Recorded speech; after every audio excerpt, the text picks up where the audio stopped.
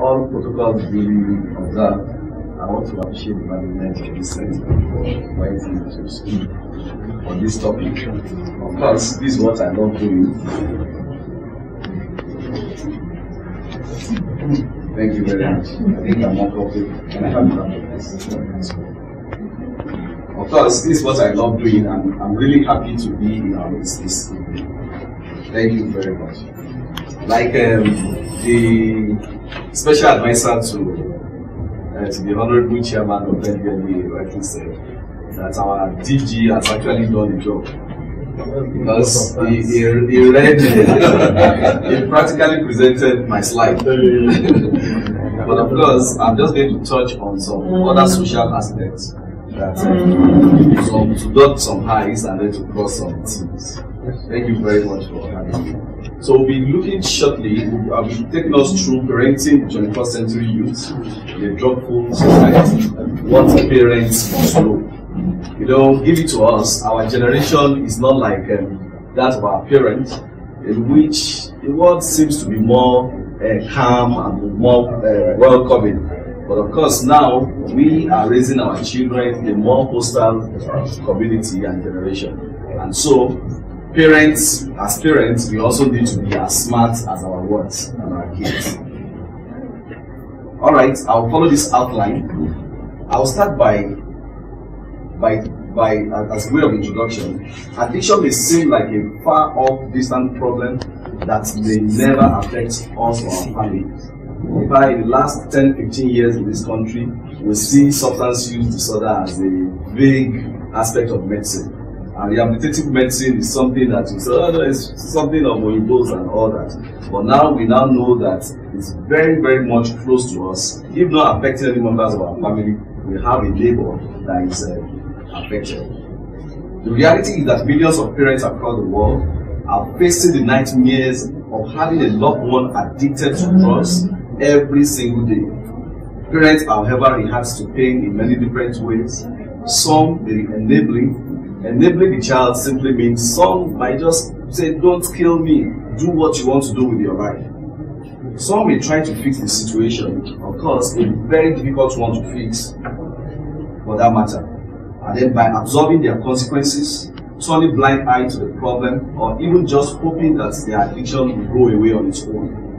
In the meantime, parents lose sight of reality, they lose control of their own lives, and often lose hope. I want to remind us of the definition of parenting. Parenting is an act that promotes and supports the physical, emotional, social, spiritual, and intellectual development of a child from infancy to adulthood. If you look at my words, I carefully chose them. Physical, because most of us as parents, we concentrate on intellectual development of our children more now. Children go to school and then the first thing we ask them is, what was your position in class? We concentrate more in their intellectual development and then their physical development, forgetting that we also play a role in managing these words or developing these words emotionally, socially, and spiritually. Spiritually, very important. Youth is a period between the age of 18 and 30 years old. Of course, it's between childhood to adulthood. We should also not be carried away with the fact that some of our kids will tell us, oh, I'm now an adult, as though I don't need parenting again. No. If you look at the definition of parenting, it's from infancy to adulthood. Even some of us that are still married, we still revert, we are still blessed to have our parents alive. We still revert to the ideas, counsel of our parents. So we actually parent our children from infancy to adulthood. Okay, drugs are essentially poisons. Of course, a drug is any substance that can alter the physiological function of the body. Psychoactive drugs are drugs that can produce a change or distorted perception of mood. Anything that we take that distorts our perception or our mood is a psychoactive substance. Drug abuse is the habitual use of drug not intended for therapeutic purposes. Therapeutic purposes are okay, not intended for treatment. There are some people, like the DG rightly said, there are some people that are prescribed tramadol in the hospital. But of course, when people now use tramadol, for instance, not for therapeutic purposes, then it's drug abuse. Solely to alter one's mood, affect state of consciousness, or to affect body function unnecessarily. That is drug abuse. Of course, that is also different from drug addiction. If you look at the next slide, you see that drug addiction is a chronic relapsing disorder of the brain that is characterized by compulsive and uncontrollable drug-seeking behavior. We call it a chronic relapsing disorder of the brain because once addiction is formed in the brain, it's a disease. And managing the disease, even to the physician, becomes problematic because science calls it a chronic relapsing disorder of the brain. And that is why sessions like this is very important, so that we don't watch the progression of substance abuse to actually get to the level of substance addiction. The continued use of drugs can lead to drug dependence. Of course, we use those terms interchangeably now. The newer addictologists prefer using drug dependence than drug addiction because we found out that drug addiction is a bit stigmatizing. But dependence, addiction, they are largely the same.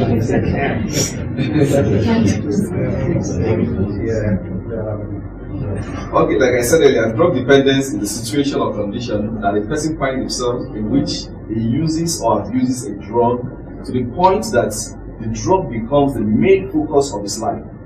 All he wants to live for is just to be able to finance that habit.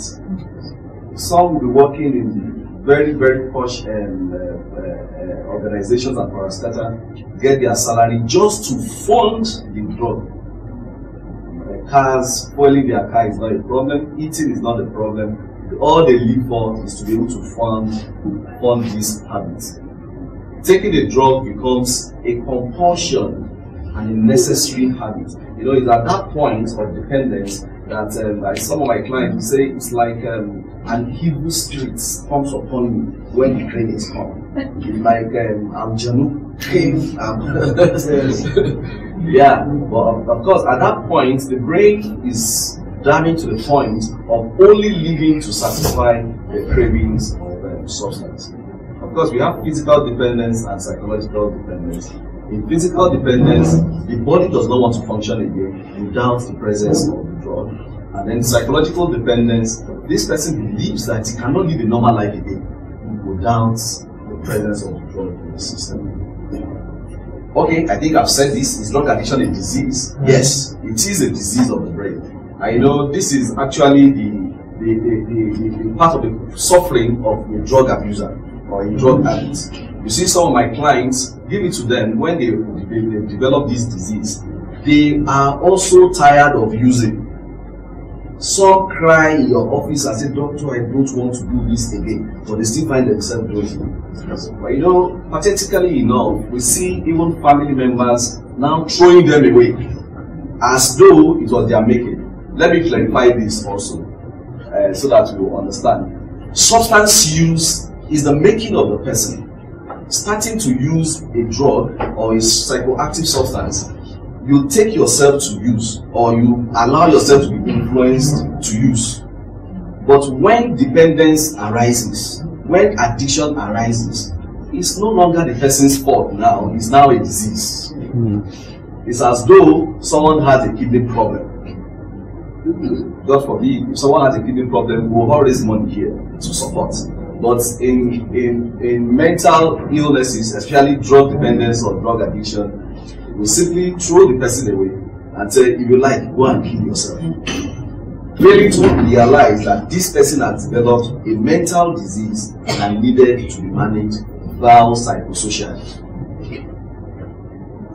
Drug addiction is a complex disease of the brain and of the body that involves compulsive use and or of one or more substances despite serious health and social consequences. Drug addiction disrupts regions of the brain that are responsible for reward, motivation, learning, judgment, and memory. This is what makes us human beings.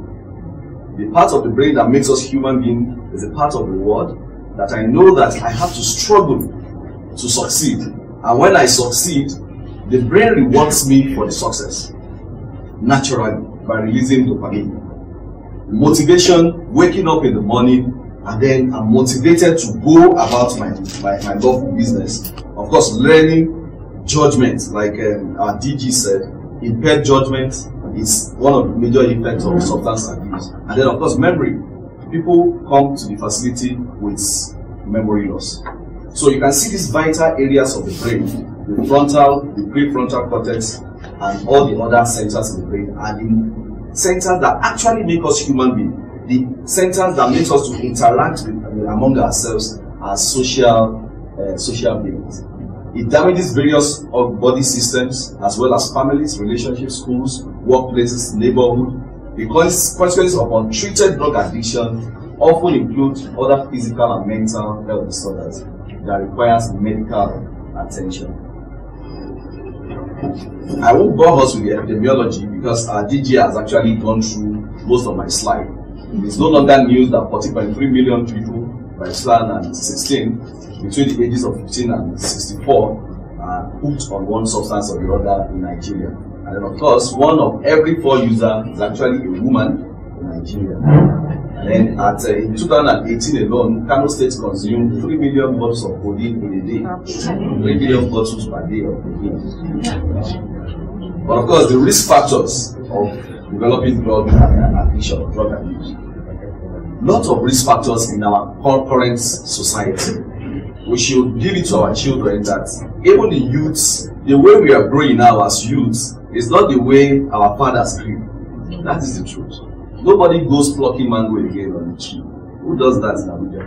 I don't think we do that again. But you know, those are actually gainful activities that made our parents not to actually see some of the problems that this current generation youths are seeing. So, of course, as parents, we need to be smarter than our words to be able to assist them psychologically.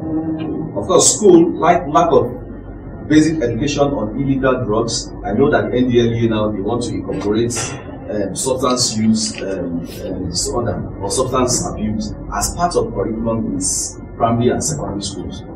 I've noticed from some of my kids, they now teach them substance abuse right from primary 4, which of course is the right way, is the way to go, and then we need to reinforce that. Teachers are not aware of personal conflicts of their students. You know, gone are the days that we have counselors in schools. Now we don't have counselors. I don't think we have, especially the posh private schools in Abuja. But generally speaking, there are no longer counselors in school that will be able to actually see that, oh, this child has some interpersonal conflict, and then they can intervene by just directing to a psychologist. Teachers are not sensitive to the needs of their students. Of course, teachers are oftentimes concerned with good grades and academic achievements, and then not necessarily looking at the psychological aspect of their students. This is actually a risk factor in our generation. Of course, media is another risk factor, ranging from advertorials to the kind of songs that we are allowed on our national televisions. We see people. I went for a 10-year-old birthday party some time ago, and innocently the DJ asked the son, he said, "Okay, which song do you want to dance to your birthday?" And he said, "Science students." And of course, they invited the father, who is about 48-year-old, and the mom, and then they started playing science students, and they were dancing innocently. But of course, listening to the lyrics as an addictologist, oh my God, if these people actually know what they are dancing to, because they will actually say "Osewe, Osewe," that they have mixed gutter juice together. You know, there's gutter juice, so you forgot to mention that. People now drink gutter juice to get high. Yes. So he said, okay, they have mixed gutter juice together, and then they have added tramadol, and then added herbs, and all the other egu and the ewu. And then the parents were actually innocently dancing with their 10-year-old child. So of course, what we allow in our media space passively or actively affect the youth of our generation. Sorry, the battery is going down. Okay. Let me continue. Cognitive factors, I've mentioned lots about that. And then, of course, psychological factors, some of our words that have low self-esteem, poor self-image. We just call them that, oh, he's shy. It might be more than that. They might need to see a psychologist and evaluate the kind of personality that they have. Of course, most of the youth wants to escape from reality. Depression is another one. We should not forget that depression is not only a social problem, it's a medical condition that actually has medications that can be treated. So when we see someone withdrawing to himself, always staying alone, it could mean that this person actually needs medical assistance. And of course, some of them self-medicate by treating their own depression by themselves. Oh, my mood is low, I feel this way. And a friend said, oh, you can get high mood by just smoking this weed. And then that's it. Of course, biological factors, we know that about 60% of addiction is actually genetic. That is, some people have more propensity to become addicts. That is, some of the drugs that maybe many of us or some of us actually experimented one or two drugs while growing up, and then never really give it a damn again. But some people will experiment with the same kind of drug and then they will get hooked for life, if not treated, because they have the gene that actually codes for addiction. Of course, some medical conditions like sickle cell anemia, people with attention deficit hyperactivity disorder, anxiety, cancers, they have more likelihood of tilting towards substance abuse, because in Africa we might not get comprehensive medical help. Okay, family factors. I will talk about this in my next slide when I will be talking about functional and dysfunctional families. Addiction is both an individual problem and as well as a family disease. A family system is defined as a unique interaction and relationship of each member of the family. Families are perhaps the most complex social system that we have. All families have basic elements such as hierarchies, roles, rules, both spoken rules and unspoken rules, pattern of behaviors, and interlocking relationship. And these are what constitutes family values. Functional families is that in which rules of the family and standard guidelines are strictly adhered to. And when a member of the family goes wrong, okay, but I think everybody can hear my voice. And then in a functional family, we have adults who are close and they share authority, not necessarily equality, but they share authority with their children and they support one another in a functional family. When a family member of a functional family becomes an addict, they have the likelihood of doing better than a dysfunctional family. Dysfunctional family is often characterized by members of the family system who do not acknowledge that any problem exists. Everybody grows on their own.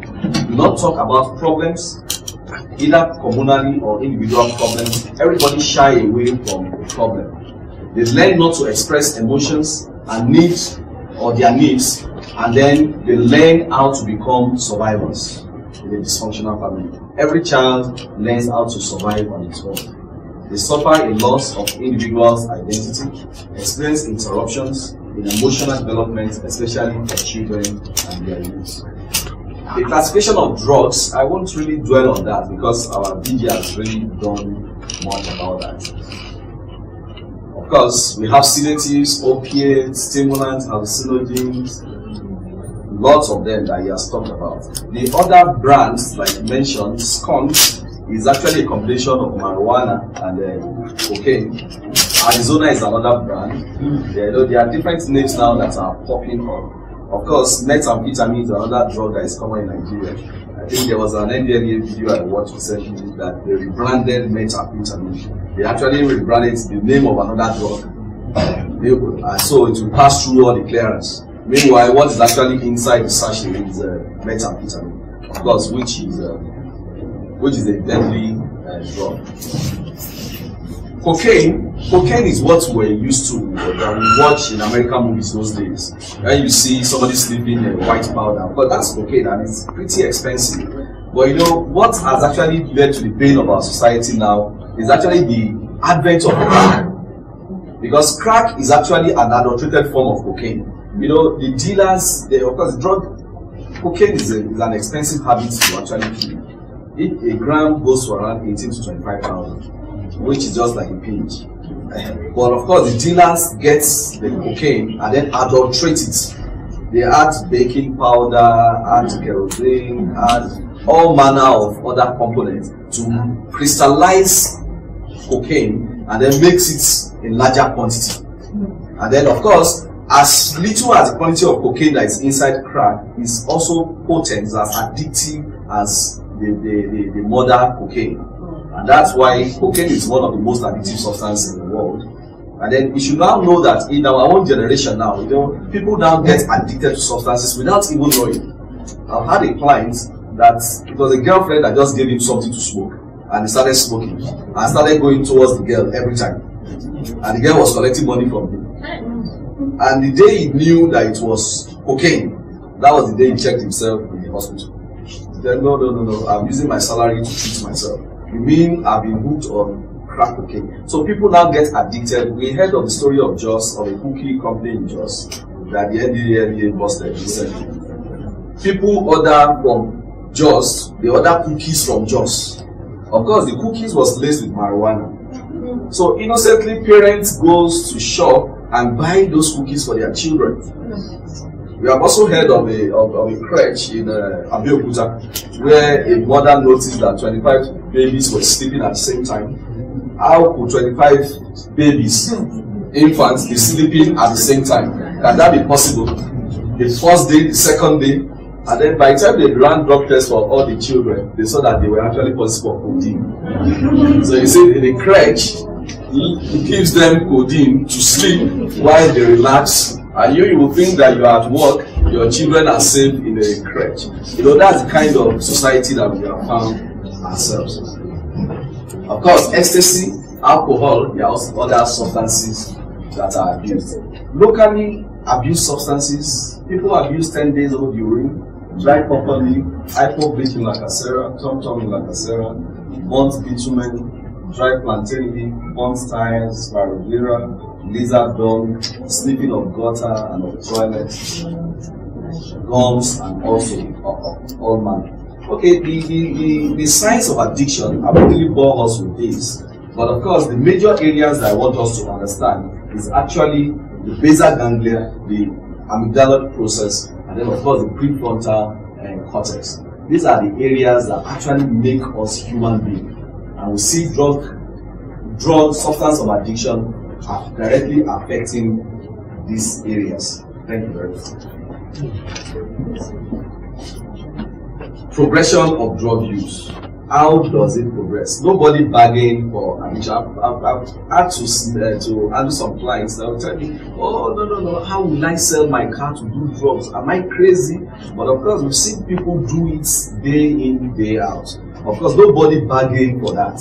Most people started innocently, thinking they would be able to handle, and then at the end of the day, it became the greatest nightmares of their life. Of course, initially we start with experimental and recreational use among our teenagers. You know, at that particular teenage age, if you look at this picture, this prefrontal cortex still grows to the age of 21. Of course, our teenagers, and this is where you make decisions. This is where we make decisions. Prefrontal cortex is the area that makes us to make good decisions. And then for teenagers, this area is not grown. It's not fully grown yet. It's still growing. Between the age of 13 to 21, that area part of the brain that makes us to make good judgments is still growing. And then you see why our teenagers will make very, very silly decisions to venture into drug abuse. They know that it's not good for them, but give it to them. That part of the brain that will make them for good judgment is actually still growing. And that's why parenting is very important. Our parental support is very important, because at that point, it's good we make decisions for them and then counsel them against making decisions that will affect them later in life. Okay, my system is that power.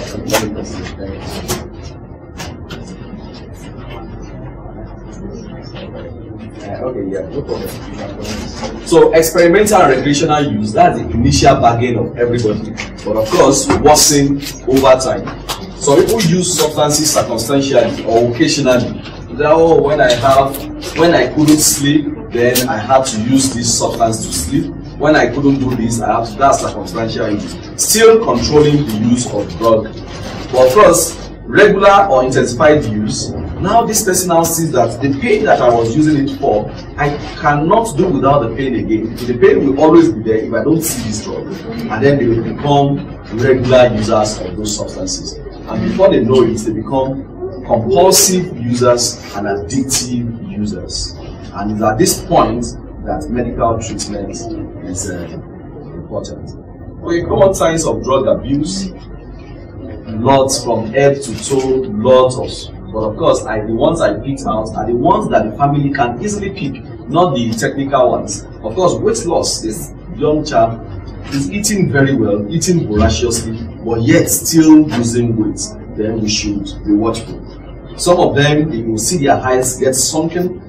Some might have stinge of either yellow discoloration of the eye or the red discoloration of the sclera. Either one of them is not. Why is your eyes, or why are your eyes always red? You should be watchful. Of course, when school grades start dropping, then it's likely this person has been doing well. School grades start dropping. That should raise a red flag for us. Lack of initiative to start or finish a project. He knows that my morning duty is to sweep the sitting room, and you have to remind him or her every day to do the same. You have to be watchful. And then it becomes manipulative and then tell lots of lies. It becomes very slippery and you can hardly catch them. Some of them become sleepy or unnecessarily awake. They spend the whole day sleeping and then the whole nights they are awake, watching film, playing games, doing all manner. We have to watch that. Something is already distorting their circadian rhythm. Some might be restless, agitated. Some might be withdrawn. They just don't want to, they are not interested in any activities of the family again. They are not, everybody during Ramadan, everybody is praying together, fasting together. They are just not interested.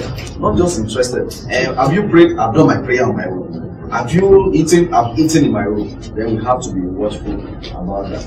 Of course, depending on the substances used, codeine is a mental depressant, is a CNS depressant. Most of them will present with slurred speech, talk very sluggishly and slowly, and then the response time becomes increased.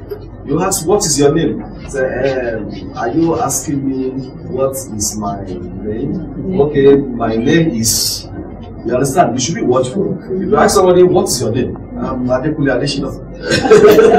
It's very simple, but the response time becomes slowed and then becomes unnecessarily lengthy. We should be watchful. Some of them get involved in crimes, of course, withdrawn to self, I've mentioned that. And then, of course, unnecessarily stubborn and rebellious. Not respectful. They are so disrespectful. We should be watchful. And then, of course, their decisions and choices are most at times irrational. Okay, of course, money and valuables are lost. And then, of course, stealing becomes the order of the day. Steal people's properties. Some of them might become paranoid, suspecting everybody around, suspecting their mom, their dad. Mama wants to kill me, my grandmother is a witch, this one. From nowhere, things are just coming. Some of them might be hallucinating, the hallucinatory effect in the brain, hearing voices, oh, the leaf is talking to me, the walls are moving, and all that. So we should be watchful. Okay, effect of drug abuse. This is the effect of, okay, there's a picture here of Teresa Baxter, or someone that uses methamphetamine. You can scroll further. Okay. Methamphetamine for the period of 3 years, 5 months. Okay, fine. Sorry, please.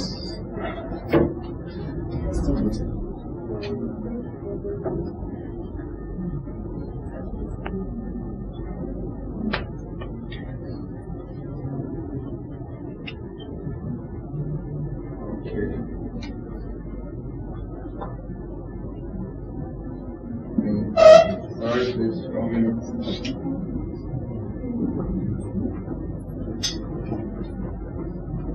Okay.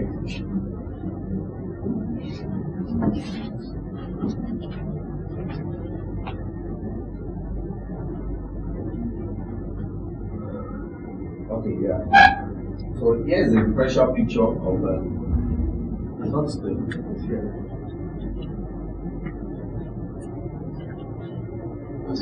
Okay, let me just go ahead. Of someone that used methamphetamine for 3 years, you will have seen the physical changes that happened. Right there now. Okay, good. So you can see the difference. This is a picture of a woman that used methamphetamine for 3 years, and you can see the difference in her face.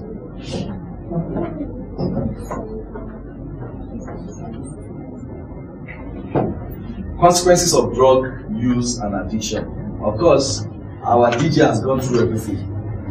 With social consequences, family consequences, health consequences, there are lots of them. Every single organ system in the body is affected by substance abuse. From the brain, to the nail, to the lungs, to the pupil. You see the NDLA officers, you just look at the brain, will go in and say, you come down, you come down. Because the pupils will be dilated. There are some substances that will dilate the pupils. Some will give pinpoint pupil. The pupil will just be thin. And they'll be able to know, oh, this person is abusing marijuana. Okay, from the pupil, this one is abusing cocaine. And they say, yeah, come down from the vehicle. So there are lots of consequences. Of course, part of the social consequence we are having is criminality. You see, nobody is safe again in the country because of majorly drug. In fact, it's United Nations Office on Drug and Crime. They go together. Drug and crime are best friends. So for women, ranging from birth defects, giving birth to children that become deformed, and then even clients. I've had a client, a 1.5-year-old child that was actually dependent on codeine. Yeah, the mom happened to be a drug addict, and then simply gives the baby codeine to go to parties, and then this baby became addicted to codeine. Now you can imagine a 1.5-year-old child suffering from withdrawals of codeine. So there are lots of consequences. Of course, I'll make my slide available for us to share. Okay, it's not displaying. I'm moving, but it's not displaying. Anyway, there are pictures of the lungs, smokers' lungs, and then the kidneys, the liver, all that. Yes, I'll be in time. It's okay. I'm rounding up already.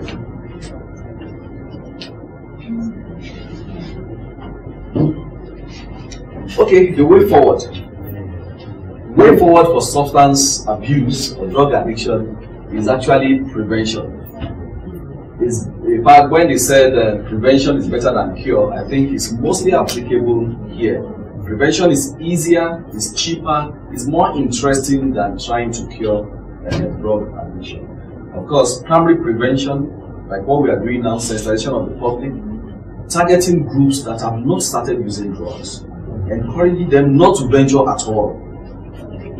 Not to venture at all to using drugs. And that's the primary target of our presentation here.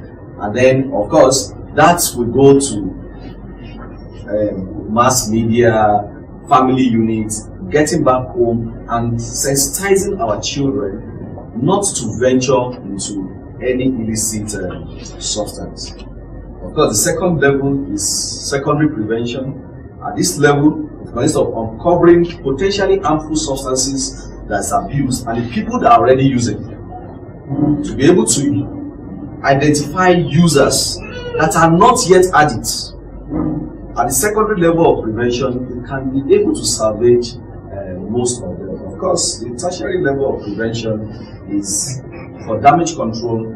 This program will focus directly on intervention, on tertiary treatment of people that are dependent on one chemical or the other. It ranges from assessment and diagnosis, referral to treatment centers, case management, the entry into life, and then full-blown rehabilitation. I will conclude by going through the principles of effective management. Number one principle for effective management is that for us to know that addiction is a complex but treatable disease that affects the brain function and behavior. So addiction is one unique disease that affects the brain function and even the behavior of the individual. There's no single treatment that is right for anyone or for everyone. All treatment plan is individualized. When we see our clients, we have to do a care plan for each person, because every person, they might be abusing the same substances, but responses are different. Of course, people need to assess treatment quickly enough. Number 4, effective treatment addresses all of patients' needs, not only their drug use. Staying in treatment long enough is critical in addiction management. Because some people will say, okay, maybe the minimum hospital stay for our clients, like, okay, 12 weeks hospital stay, and they're like, why, doctor, is too much? But of course, we know that healing in the brain is very slow.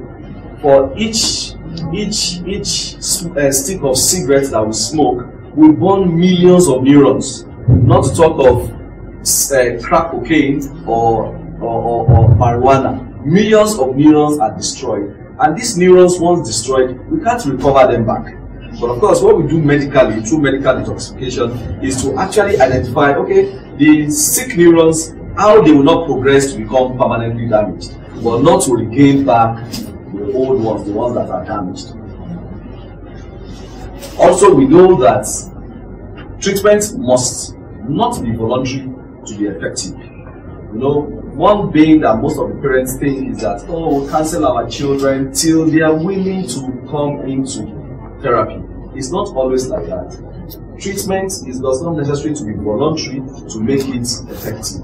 Because at that point that psychoactive substances are in the brain, your children relies on your own brain to make decisions for them, because they cannot make decisions on their own. If you say they should choose between cocaine and their mother, they will choose cocaine. Of course, that is a distorted judgment, and that is why those people cannot even give consent. You can't give consent for your treatment, and they rely solely on family support to actually check them into treatment.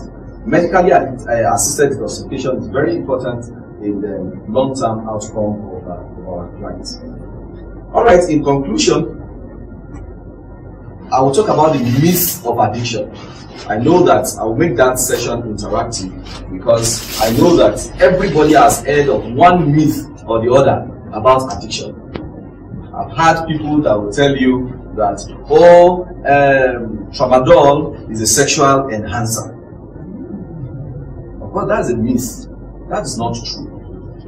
But of course, those myths are what our children moves around with. And then social media feeds them with that. Oh, marijuana is a painkiller. Okay, it's not true. That's a myth. Because Panadol will do more pain-killing work than marijuana. What marijuana will do is to release dopamine, and then you have the euphoria of what you are taking. And then you forget about your pain for that meantime. So, is there anybody that has come across any myth of addiction? So, I want us to round up with that. I've rounded up my session. Thank you very much. So, myths of addiction. One or two people that has heard of one myth about addiction that we know that is not true. Yes, sir. Marijuana makes you think faster and higher. Oh, very good. Marijuana makes you, if I say marijuana makes you read, of course, it's deception.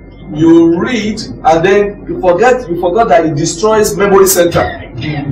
You stay all night to read, and then you go to the exam hall, you became blank. Of course, that's a myth. That's a myth of addiction. Yes, thank you. Yes. Okay, then if you take tramadol or any sort of these drugs, like if you say you are a long driver, it will make you more fit, like.